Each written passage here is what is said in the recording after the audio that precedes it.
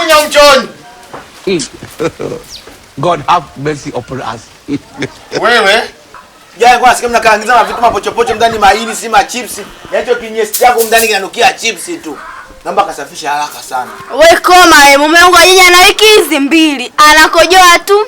Ajenya wapi namtetea kule unaelekeza kijana kwa mnakaangiza mapochopocho mwa mahindi ya flow nasikia kinyesi kina harufu ya chips. Hapo mwenye nyumba. Mimi nataka takriban wiki hizi 2. Sijanya. Yaani kwanza mimi nakunya wapi na wapi? Kunya mimi sio mambo yangu. Mimi mambo yangu ni kukojoa tu. Si ndio mke wangu? Ndiyo nashangaa. Kwani wanakunya waoni au?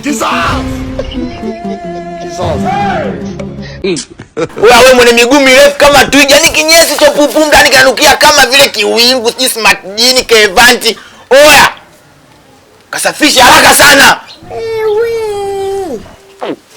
Kwanza tafadhali, naomba nielewe kwa makini.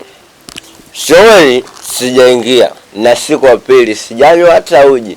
Mimi kitu kitakunya hicho mimi kitoe wapi? Hapo mimi ni maji yangu, kamata chupa kubwa, chozi la simba, sina cha kunya. Uone hapa mambo yangu yote najimalizia hapa. Au unajifurisha tu kudadeki zako au vipi? Oya kasafisheni humo. Wewe unataka kujua alifanya ile tukio? Yule pale kidalidege. Fate uone.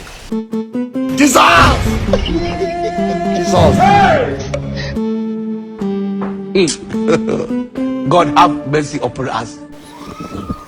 Unasema nani vile? Kumbe sija kusikia vizuri kwa tetega microphone.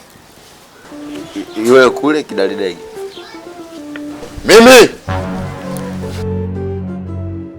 Mimi ndo nilotoka kunya huko.